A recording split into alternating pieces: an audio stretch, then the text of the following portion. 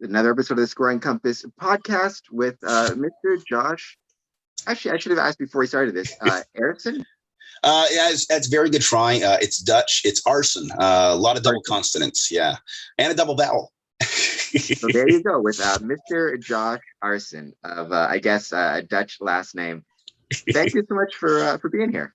Thank you very much for having me as a guest. I'm very honored and humbled, and especially as only a petitioner at the lodge right now. I'm not sure if you had many or any petitioners on, but for all of us that you may have in the future or have had, I am very nervous and excited for all of us for here.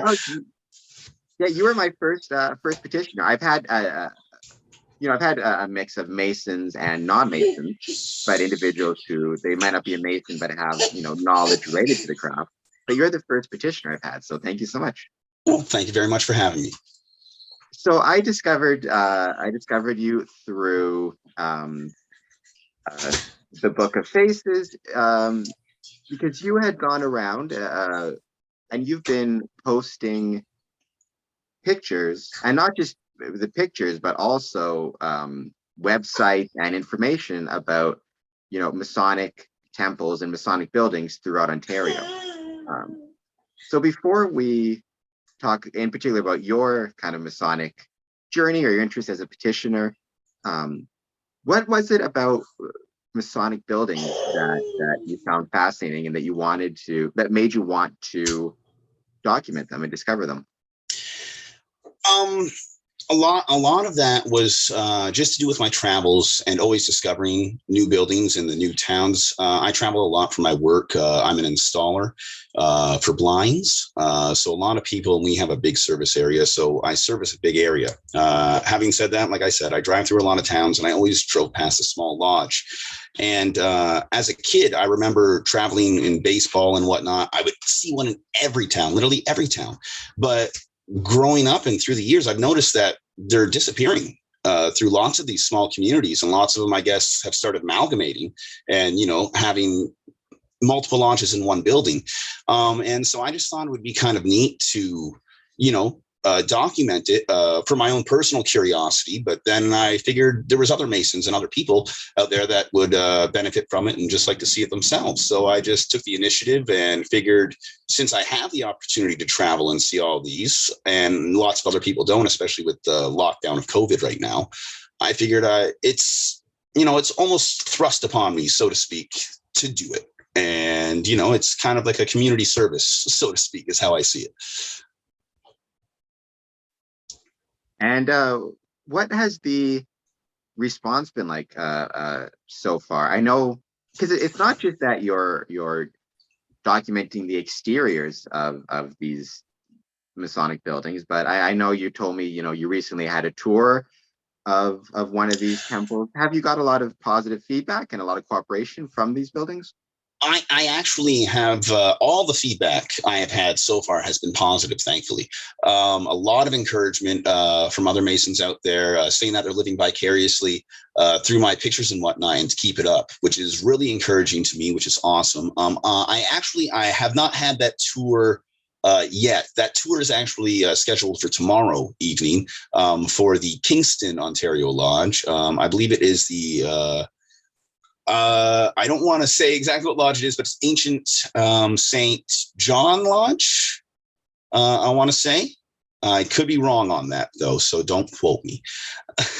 I can't speak off the top of my head the name of the lodge, but I'm sure the temple will be beautiful, and I look forward to seeing those photos from the tour. And I'll leave some links in the description to this video, but if anybody wants to check out either past photos or future photos, or just check out your work in documenting and discovering these Masonic buildings, where do they go? Where are you posting them? I'm primarily posting them on Canadian Freemasons page on Facebook, the Book of Faces. And they are not a whole lot on my personal page, but there are a few. Josh Aarssen, AARSSEN. And I'm also on the Book of Faces. Yes. Now you mentioned something that Freemasons know about all too well, which is Masonic buildings are being lost in small towns, big cities. I think the most recent one I'm aware of losing is the Stratford Masonic Temple, which is a real shame. And that's why I've been trying best to encourage, and I leave links all the time in mailouts to different resources, such as the National Trust's funding page, because there's hundreds of thousands to millions of dollars kind of on the table for these Masonic buildings that are heritage structures to take advantage of, Mm-hmm. help them. You talked about offline, your past as a carpenter, your love of historical buildings. Uh, what is it about, you think, the Masonic temples in particular that speaks to you, these buildings in particular? It may not be, with all of them anyway, it may not be the building in particular, but what takes place inside the building has always drawn me to it. But in lots of the buildings, they do have various similarities. Stained glass windows, big pillars. One lodge that stands out in particular, two lodges actually, would be the Spencerville Lodge that I have visited, which would have been the first one that I posted. Huge pillars out front, which obviously King Solomon's Temple is what they're supposed to represent. And then we have the Parthenon Lodge in Chatham, Kent, Chatham, Ontario. And obviously, just by looking at it, it looks like a miniature Parthenon. It's going back to that entire era alone, just the whole entire Greek, Roman, ancient civilization in a whole, ancient Egypt. And that has fascinated me since childhood. And I think seeing that on the exterior of buildings is really what captivates me and draws me in to really be like, okay, what else is here? Like, what other symbols, what other ideology can we, dig up here and really explore and discover? Yeah, that's me you bring up. I just did an interview with Professor Shannon Grimes down from North Carolina, but she's a specialist in classical periods, Rome, Greece, particularly Rome and Egypt. Yes, I did view that interview. I was just glued to the screen. She's a very cool lady. It was very fun talking to her. And I love that about Freemasonry, is that there's so many areas and ways you can take it, or whatever your interests are. There's going to be something in Freemasonry that will likely draw your interest. Speaking of interest and maintaining interest, you are one of many who is a kind of a victim of bad timing. You put an application through in February of 2020, if I recall correctly, and we shut down in March of 2020. So basically, yes. You find yourself in the same boat as many applicants. Just talk to, what's it been like, kind of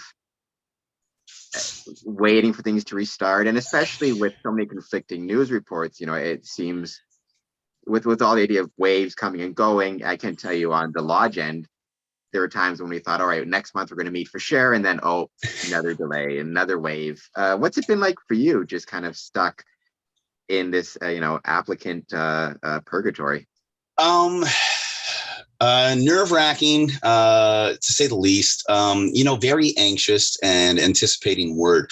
I mean, from the outside looking in still, so to speak, I don't receive word from Grand Lodge or, from local lodge or anything of what's going on. So yeah, I'm kind of still left in the darkness even more. But it also, it kind of builds the anticipation even more so for when everything is back and reopened, because it keeps all the excitement and everything at bay, and it just kind of it's just building it up to kind of be like, okay, it's going to happen. It's going to happen. When it does happen, it's just going to be all that much more better, and you're going to appreciate it that much more because you had this extra waiting period. But on the other hand, you're like, I've already waited for this long, and I may be waiting for this much longer. Like, just please continue to have the patience to to hold out and to be calm and just, take it with stride and know that, good things are to come. um, that's kind of all I guess any of us can do. It's interesting. I've talked about this with you offline. I've talked to a lot of Masonic lodges, some of which, or Masonic. I've talked to a lot of Masons, some of whom are in jurisdictions where lodge has reopened. Some are still waiting, but it's interesting. Most of them have expressed a combination of excitement and trepidation when it comes to their applicants, because it seems like we're seeing an increase in applications. It's what I'm hearing anecdotally, at least, um, that lodges are seeing an increase in applications, and they still have the candidates that they had before that they have to get through, and the nervousness of trying to, you want to do right, and you want to make sure that you're getting your applicants through. You also want to make sure that you're not rusty and you can do the work. I know a lot of Masons are nervous about a year and a half off, um, trying to get back into the swing and memorize their work. In your travels, in your discussions with different Masons, um, have you sensed any anxiety on their end, or do you say just excitement about getting back? um, more than anything, I have been overwhelmed with a sense of excitement from other Masons I have spoken with, and primarily for the main reason that you have expressed to me earlier, was just the fact that there are still people interested and that want to get involved, and just as much as the petitioners like myself want to get involved, so do the already affiliated members want to get right back into lodge. So I think it's kind of like a mutual shared kind of anxiety, excitement, a good healthy anxiety, though not like a nervousness, oh it's boiling over. And so yeah, I think that's generally, I haven't spoken with a whole lot of Masons, half dozen, maybe a few more, but yeah, so far it seems that's what it is. It's a shared excitement, anxiety of getting everything back and going. Like I said, everything so far that I have received from my work with my photography has been very positive, and I have been invited so far to close to a dozen lodges. And I have told every single one that has extended the invitation towards me that I am still not yet officially initiated. I am only a petitioner, and every single one says that is fine. I'm more than happy and more than thrilled to be with you at the beginning of your Masonic career and journey. And that right there, it's overwhelming to me myself, because it just shows the fraternal nature of the organization and how it really is one big brotherhood, even though Masons are split all over the country and all over the world. So that is a really, really cool factor.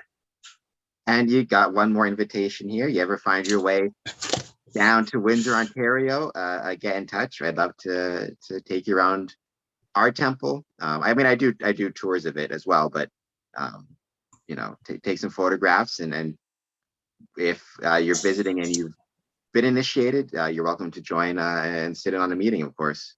I would very much like that. Thank you very much for the offer. It's interesting. I'm curious about your perspective on this. There is a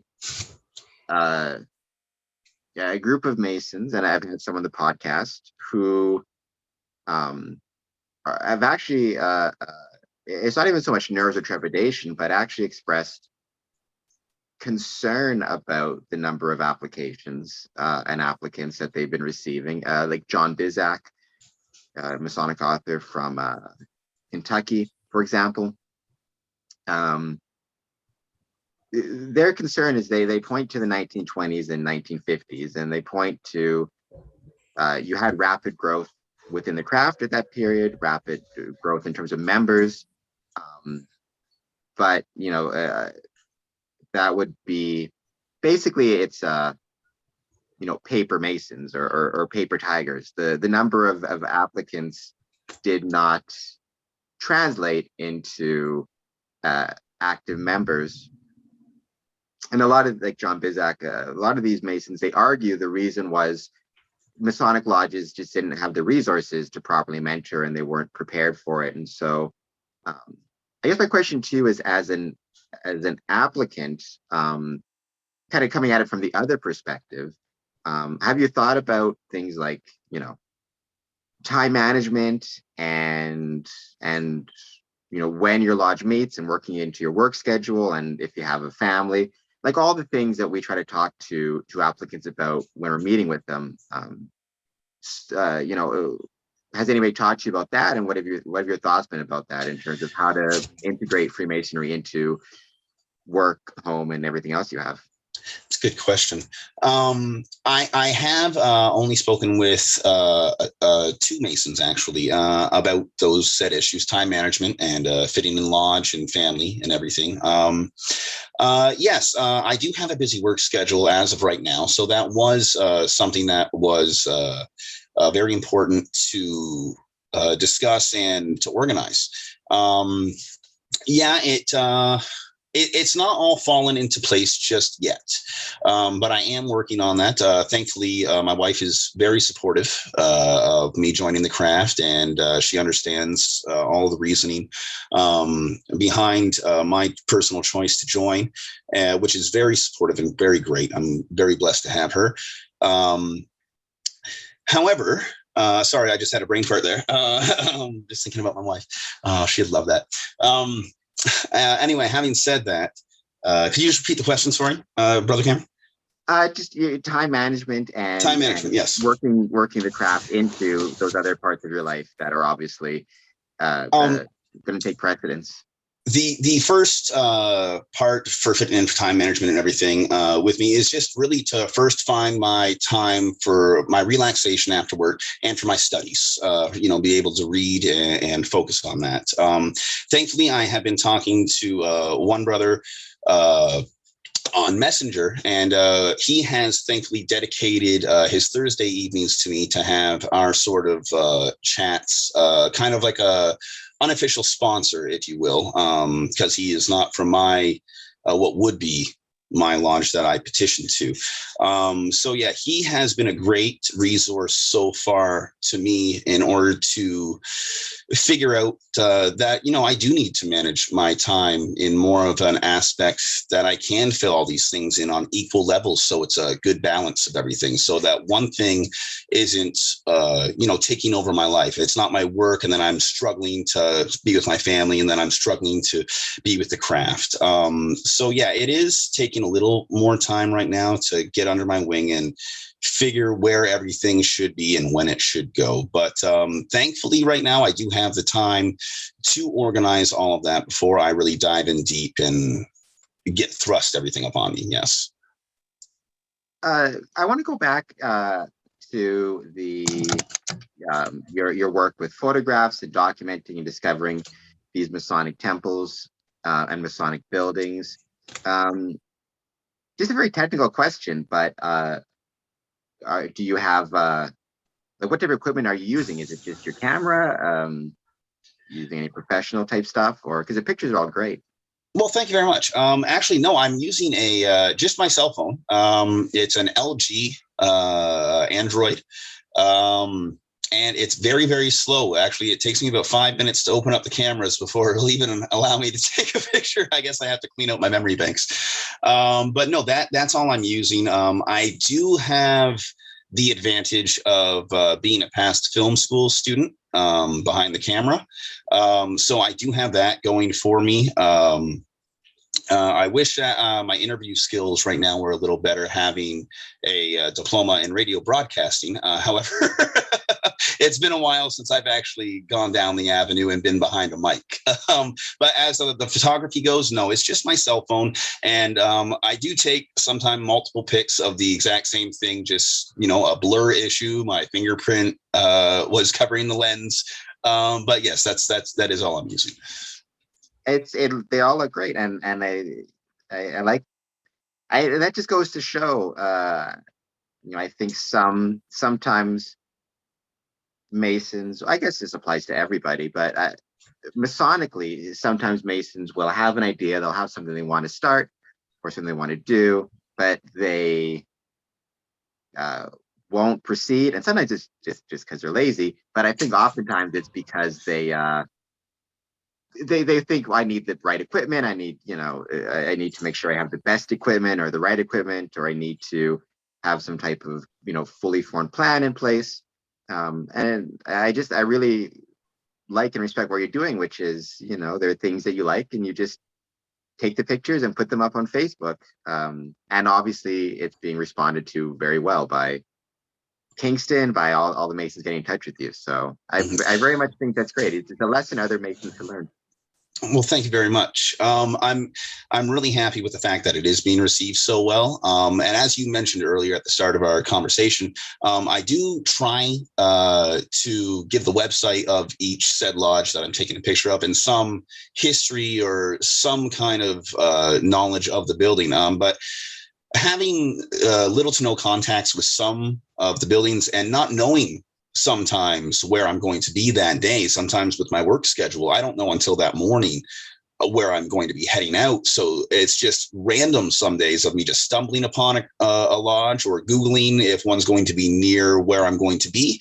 Thankfully, with the one coming up in Kingston tomorrow, I talked with Brother Scott Bates and he was able to organize a tour for me. But I would appreciate for any brothers out there that have any information on any lodges that I post, please, I encourage you to post any information or websites or pictures of your own, even in the comments section, and just add to it. All that's going to do is just make more information accessible to more people to get a bigger picture and a better understanding and just more enjoyment out of the whole entire experience. So I highly encourage anybody else to, yes, please add to the posts that I'm putting on. Yeah, and I would add to that. It might not necessarily be, nor does it need to be Masons per se. One thing I've tried to emphasize with Square and Compass promotions. Is so many of these Masonic buildings, they are community homes as well. They're weddings and school dances and Halloween events, and I mean in Norfolk they have a haunted Masonic Temple every year. Oh, right on. Oh, it's such a cool thing too. I got to take a tour of it virtually. Hoping to go maybe this year. But I mean, so so many of the people who pass through, they're not passing through Masonically. They might not be Masons, but it's still a place that has, very fond memories for them.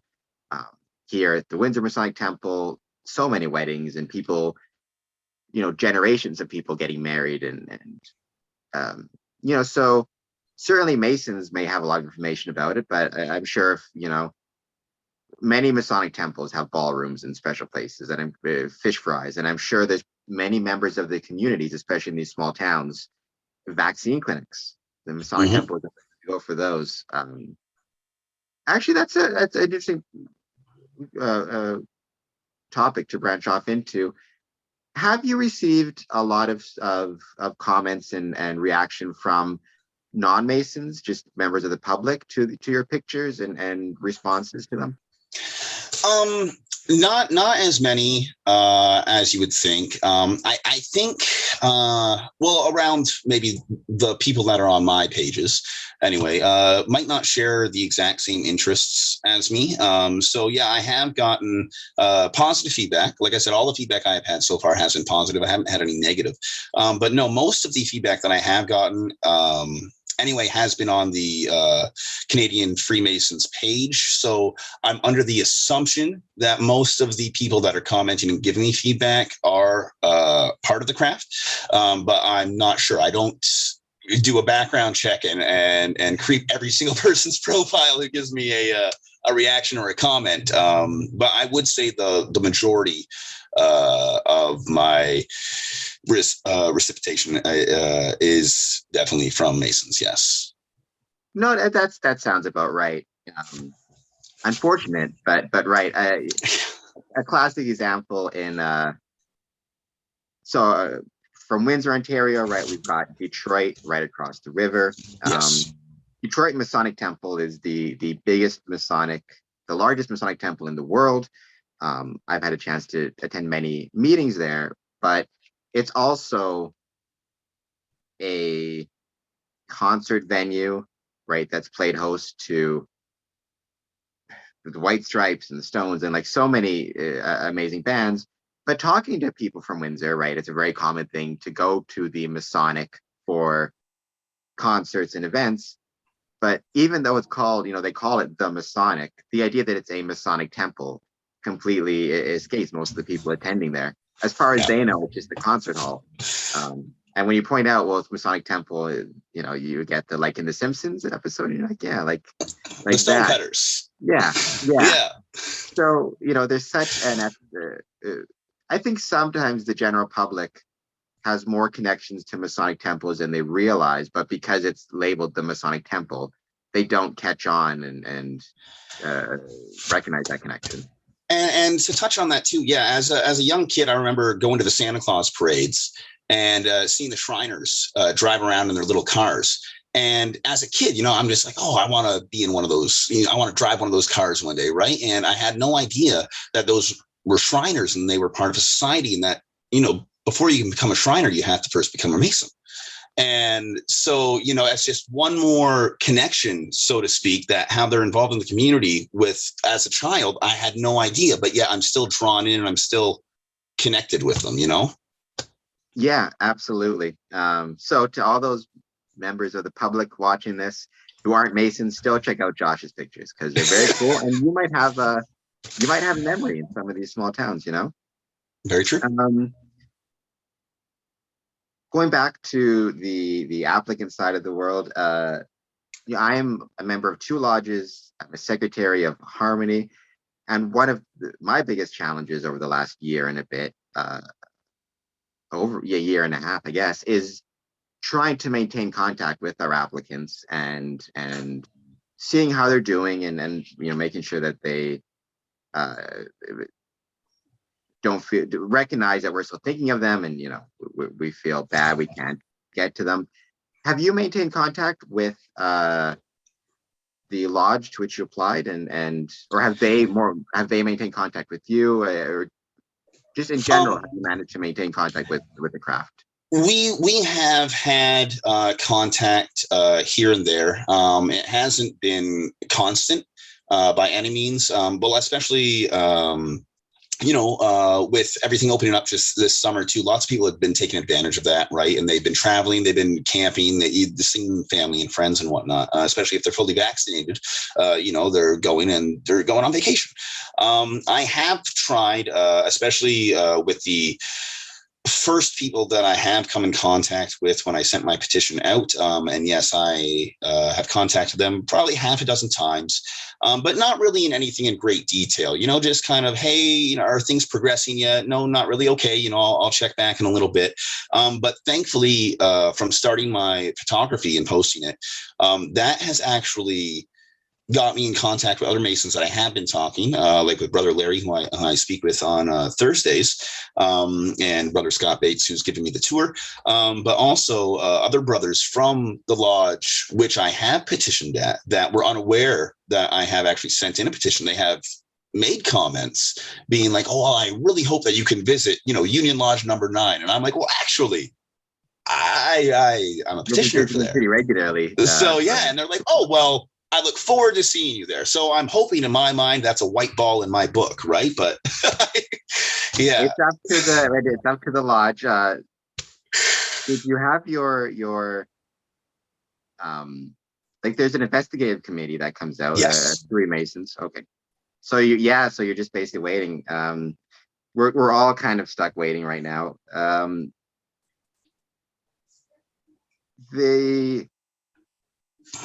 I think a good place to end this discussion, but I'd love to have you back on the podcast for sure. I'd love to have you visit the temple. I would love to do that.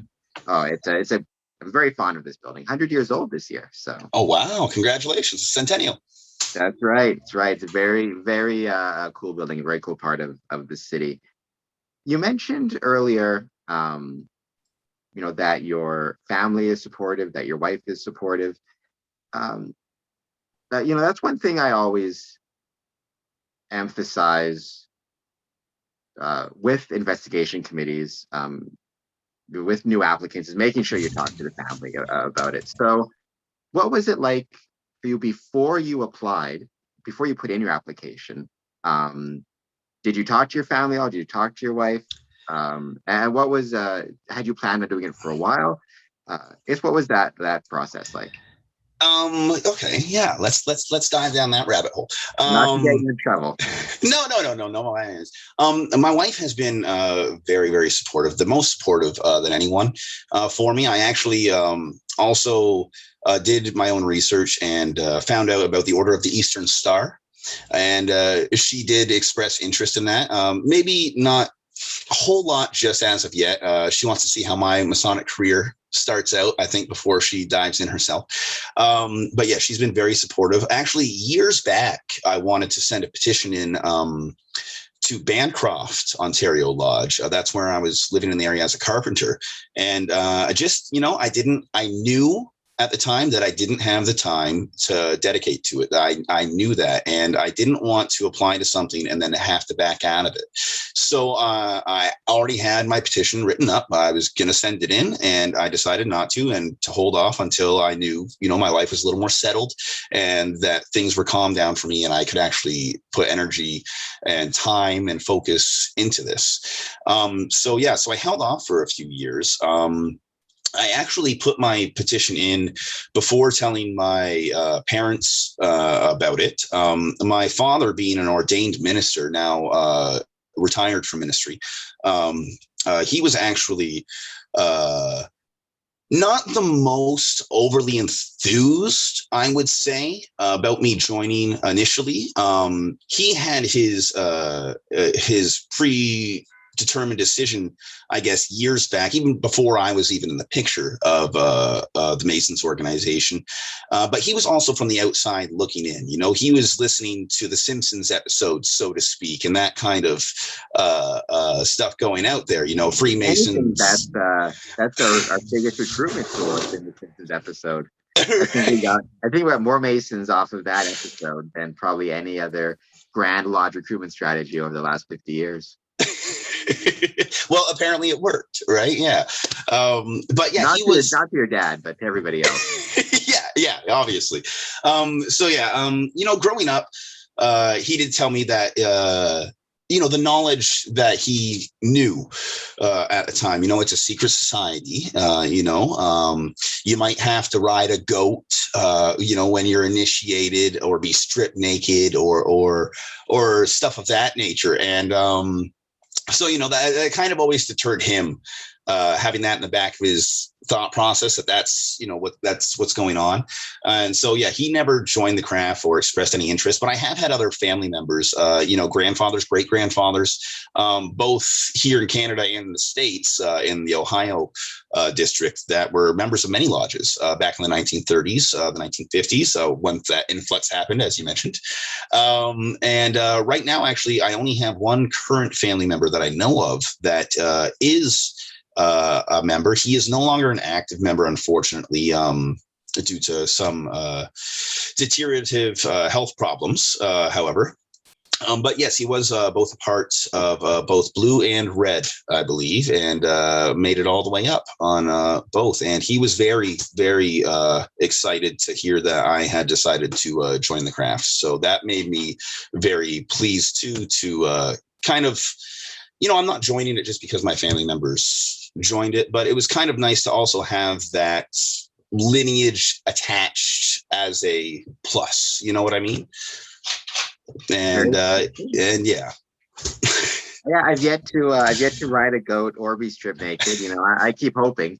That's why I joined. Oh. But so far, I'm out of luck. But maybe one day, if the Simpsons are to be believed. Any plans on right now? The pictures that you're taking and the information is I could be wrong, if I'm to my knowledge only on Facebook. Any plans to put it on other social media sites or create accounts, Instagram, Twitter, all that good jazz? I would love to have like a whole entire digital photo album, and I would love to be able to send it out. I would like to complete everything first, and I would actually really love to first visit all the lodges in my county and the counties near me, and then hopefully extend it to all of Ontario, and then, branch out further and further. Baby steps first, right?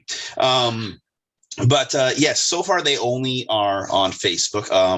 Like I said, I would like to branch them out and get more. But before I do that, I would also like to have more information on each lodge. That way, it's kind of like a little synopsis of each one. You can kind of look, hey, what's Lodge 294? What are they all about? What's their history? What do they look like? And you can kind of flip through and go to it. But so far, I don't have any other immediate future plans to put them anywhere else. I guess the next best place I would put them, unless you have any better recommendations, would most likely be Instagram, and I could set up an Instagram account for people to follow that as well. But as of right now, I'm just kind of keeping it on Facebook until I develop it a little more, and then we'll see if anything develops more and if I can branch out a little more with it. Yeah.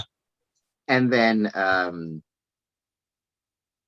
if I recall correctly, all of the pictures so far are of Masonic temples, especially in the smaller towns. That's kind of all you're going to find. But any thoughts in terms of photographing other Masonic buildings, such as the cathedrals, the shrines, Grand Lodge buildings? Hamilton has a consistory.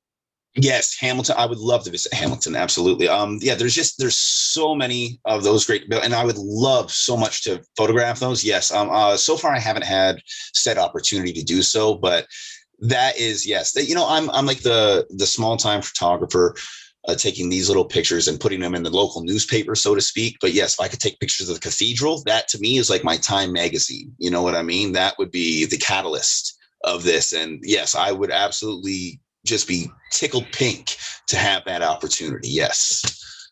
Well, if anybody from the cathedral, from Hamilton's watching this, get in touch with Josh, because it's a very cool building. I've been lucky enough to be there a couple times.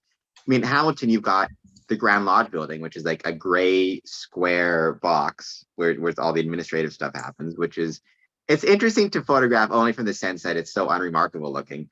And then you've got next to it, you've got, the Scottish Rite Cathedral, or consistory, which is just an amazing building and an amazing architectural kind of treasure. Also, I mean, one way it's so cool is because it's been used in so many different movies over the years, like It, Chapter 2, and Murdoch Mysteries. So yeah, if you get the chance to go to Hamilton for any reason, it's well worth checking out. Absolutely. It's only like 4-hour drive from you or something like that. So it's nothing. Yeah. Oh, there you go. There's pretty much any blinds in Hamilton. They probably do. There's a lot of windows. Yeah. Talk to your boss. See what he says. I certainly wish you all the best of luck in finally getting your application through. We talked offline. I don't think we'll meet in September in person. We are having our go-to meeting scheduled right now. If you want to come, you're more than welcome. You can meet some of the guys virtually. Thank you very much. But we might still meet. We might meet. It's all about when Ontario goes to the exit portion of the roadmap. Yeah. So we're waiting on the provincial government. But I wish you the best of luck with that, and hopefully you get your application and your initiation sooner rather than later. And thank you so much for taking the time to be on the podcast. Thank you very much for having me, Cameron. All right, everybody watching this, all the standard stuff you're supposed to say: like, subscribe, comment, etc., etc. Thank you so much. Take care. Oh, and all the stuff to see Josh's pictures. Links are in the description. Check them out for sure. Leave a comment.